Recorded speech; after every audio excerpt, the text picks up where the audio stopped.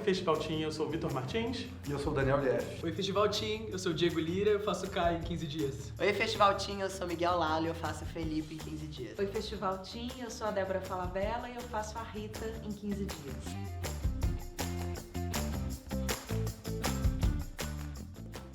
Eu entendo muita responsabilidade de adaptar uma história que já foi amada por muitas pessoas, assim como eu.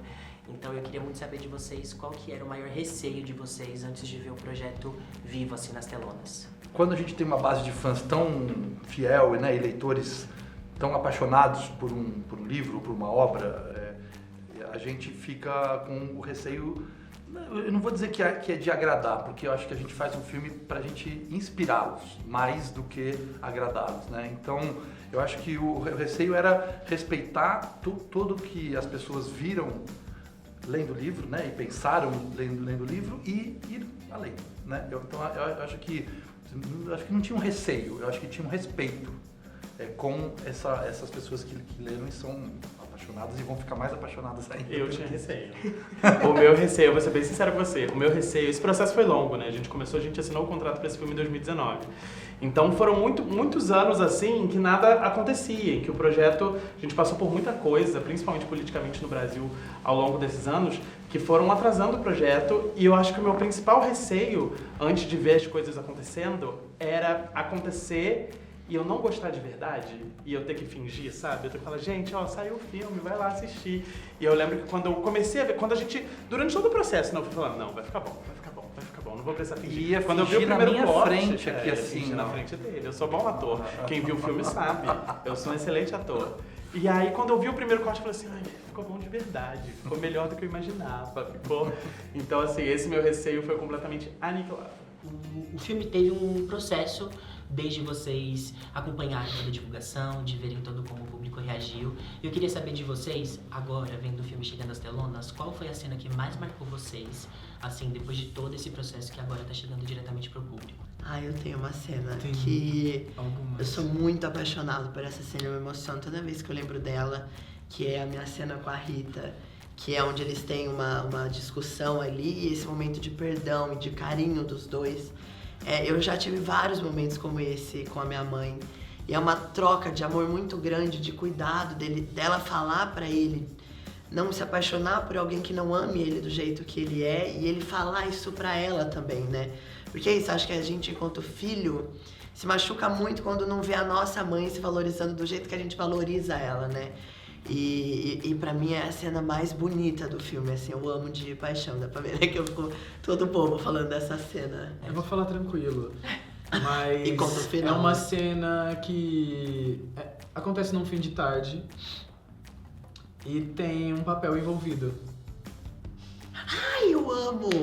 E essa cena é a cena mais pura e mais Mas tá no presente livro de essa alma. cena, tá? Das 15 não. cartas, acho que não. Não, amigo, não. Ah. E aí, essa cena, eu acho que é a que me toca, foi a última cena que a gente gravou, de Felipe Caio.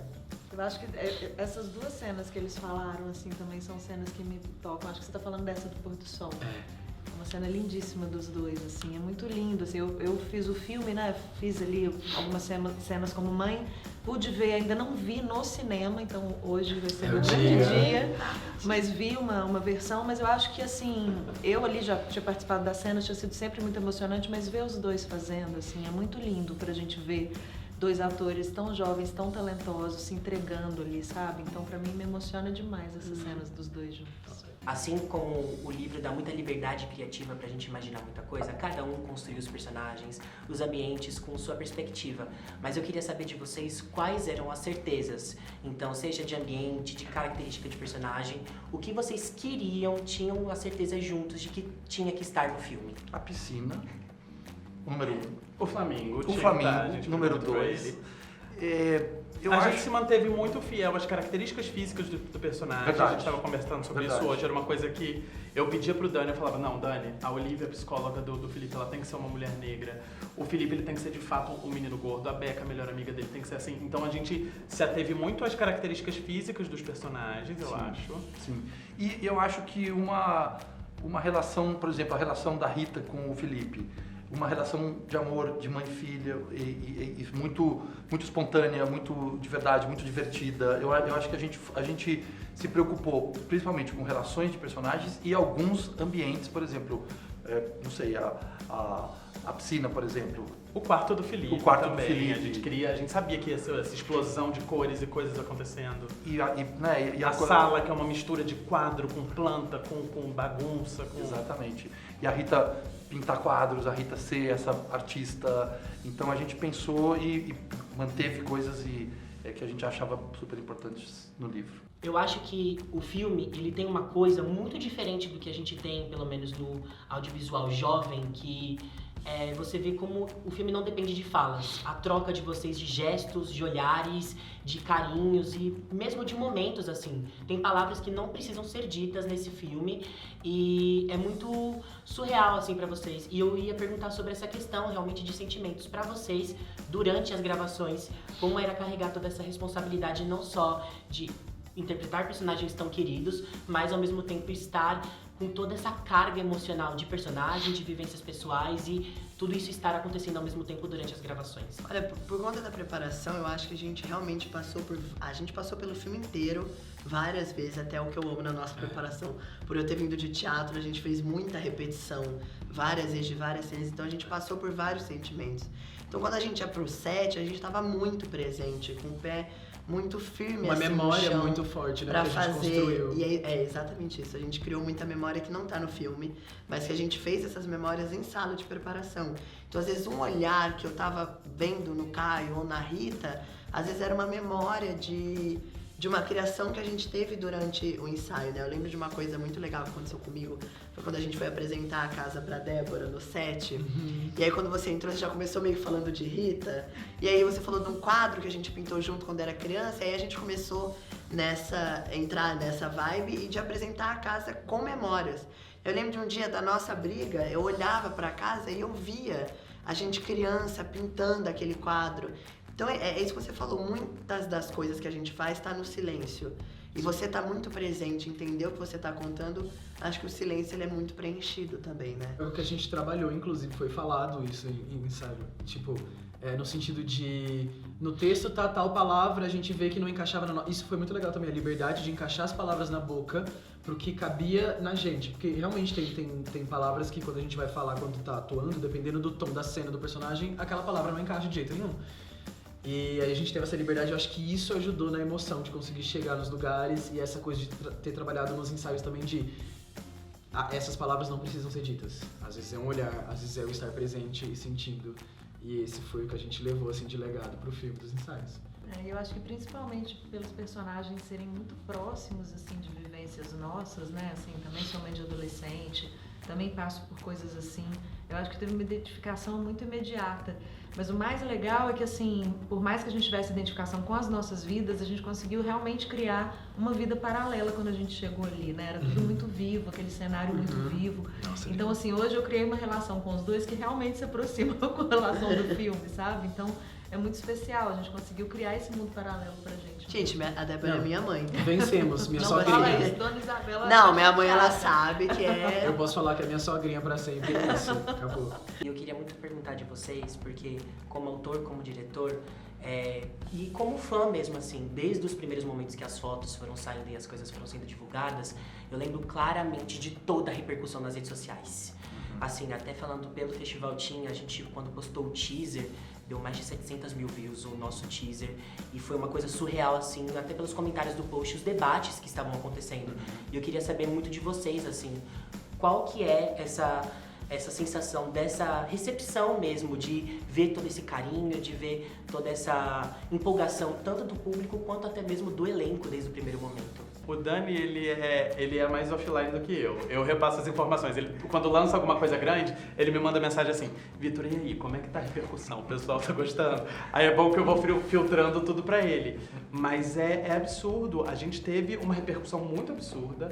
Eu, em toda a minha carreira, nunca estive tão visto assim, das pessoas entrando e comentando e engajando. A gente passou por altos e baixos, a gente teve discussões seríssimas, a gente teve comportamentos meio babacas, assim, na internet, mas ao mesmo tempo isso aliviou muito a mim. Eu conversei muito com o Miguel e com o Dani, também com o Diego sobre isso, sobre como desde o primeiro momento a intenção do filme é essa. A intenção do filme é levantar diálogo. A intenção do filme é trazer pra luz esse tipo de comentário que a gente recebeu lá no começo, pra que essas pessoas sejam apontadas, como tipo, não, você tá sendo babaca, cara. E aqui, agora com 15 dias, eu acho que a gente tem mais um material pra falar sobre isso, pra falar sobre sexualidade na adolescência, pra falar sobre corpo gordo, sobre maternidade. Eu acho que o filme dá muito material pra debate legal. E tem depoimentos muito emocionantes de pessoas que viram o filme, ou que viram o teaser, ou que viram... Né, e vão ver ainda 18 de junho nos cinemas. A gente tem recebido, e os meninos, os atores e a gente tem recebido comentários e depoimentos pessoais mesmo, de assim, mudou meu dia, sabe? Então a sessão de fãs que você teve Foi uma explosão, foi catártico. Foi uma coisa assim, você via pessoas saindo aos prantos e quando via os meninos chorava de novo. Então, eu acho que causar isso nas pessoas, causar essa emoção, esse sentimento, essa sensação de ser representado nas telas é lindo. E acho que é por isso que eu faço cinema. E isso é fazer história também, fazer história do cinema. Não é só fazer um filme, a gente não vê só um filme. Eu tenho completa noção de que a gente está fazendo um marco muito importante dentro do cinema LGBT. E pra gente encerrar nossa conversa, eu queria muito fazer uma pergunta, porque a gente abriu pros fãs mandarem algumas coisas pra vocês. E um deles fez uma pergunta muito criativa, que é, juntando 15 dias com o outro universo do Vitor, que no caso é Os Três Desejos de Eugênio, o que vocês acham que os personagens de vocês fariam ou pediriam como 3 desejos, sabe? O que vocês acham que a Rita, o Felipe e o Caio pediriam como 3 desejos? Eu acredito que o Caio pediria uma amizade verdadeira com os pais. Uma relação de verdade, uma relação família e não só pessoas que criaram ele. Eu acho que ele pediria para ser mais seguro, para ele acreditar mais em si e conseguir ser livre dentro do que ele se vê quanto pessoa e sexualidade também. E que a Beck e a Melissa fiquem juntas pra sempre. Eu acho que o Felipe ia pedir pra participar de Hairspray. Tipo, eu acho que se ele pudesse estar dentro do filme, de uma peça da Broadway, ele com certeza pediria. Eu acho que pra ele ter um momento de uma cauda de sereia de verdade, sabe? Tipo H2O Meninas Sereias, que eu acho que é até uma realização do meu sonho pessoal. E de terceiro, eu acho que... Ai, gente... Eu pediria, eu acho que eu... Também, né? A gente espera, fiquem abertos pro spin-off. Mas eu acho que eu, Miguel, pediria pro Felipe se amar mais. Porque eu comecei a me amar por ver ele de fora e amar ele. Falar, como é que você não se ama? Você é tão incrível. Aí eu comecei a pensar, será que eu sou incrível também? Então eu acho que é isso, pra ele se amar e se abraçar, porque ele é tão especial. Ele é tão legal, ele é tão bonito, ele é tão incrível, que eu acho que eu pediria isso pra ele. Eu acho que a Rita, a primeira coisa que ela pediria seria isso também pro Felipe, esse amor próprio, essa felicidade para esse filho. A segunda era para ela também se dar o valor, eu nunca mais escolhi nenhum boy lixo. Não, gente, senão a gente vai acabar com todos. E a terceira, que as quartas musicais nunca acabassem. Ai, que delícia, gente. 3 desejos para cada um. Pergunta. Felipe, eu acho que ele desejaria um amor, porque o Felipe é muito romântico. Completamente. Eu acho que ele desejaria uma piscina pra ele poder entrar. Sabe? E um amor pra mãe dele. Eu acho que ele faria um desejo pra mãe dele, sabe? Eu acho que ele desejaria alguma coisa pra Rita. Um amor sincero pra Rita. E Caio, o que você acha que ele desejaria? O Caio, eu acho que ele desejaria que os pais vissem ele de outra maneira, ou pelo menos respeitassem o que ele é por ele ser. Eu acho que isso é um primeiro desejo. Eu acho que ele desejaria alguma coisa meio estúpida, tipo uma moto, sabe? Uma moto bem babada, sabe? Assim, o Caio, ele pediria uma coisa meio estúpida. E pediria viagem. Eu acho que ele tem esse desejo de viajar, de sair do condado, sabe? E ir pra Ibiza. É, uma viagem hora. Uma viagem pra Ibiza. Esses desejos, eles estariam estariam bem satisfeitos. O Caio com certeza iria pra Ibiza. Galera, vocês que estão acompanhando a gente aqui pelo Festival Teen, tô aqui para convidar todos vocês a assistirem 15 dias em cinemas de todo o Brasil no dia 18 de junho. Compareçam, postem. Eu deixei pouca informação pra você falar, né? Compareçam, postem, deem like. E se possível assistam no primeiro final de semana. Verdade. Pra dar muita força pra 15 dias. É muito importante. 18 de junho no cinema, vocês vão se emocionar.